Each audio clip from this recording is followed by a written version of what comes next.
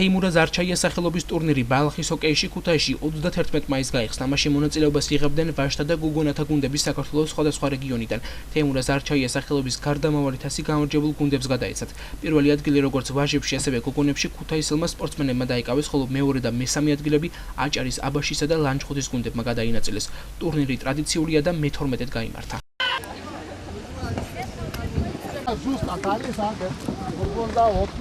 თორმეტი წელია რაც სტარტდება ტრადიციული ტურნირი თემურ არჩაიას ხსოვნისადმი მიძღვნილი ბალახის ინდორ ჰოკეიში, რომელშიც მონაწილეობას ღებულობენ საქართველოს სხვადასხვა რეგიონებიდან ჩამოსული ქალთა და ვაჟთა გუნდები.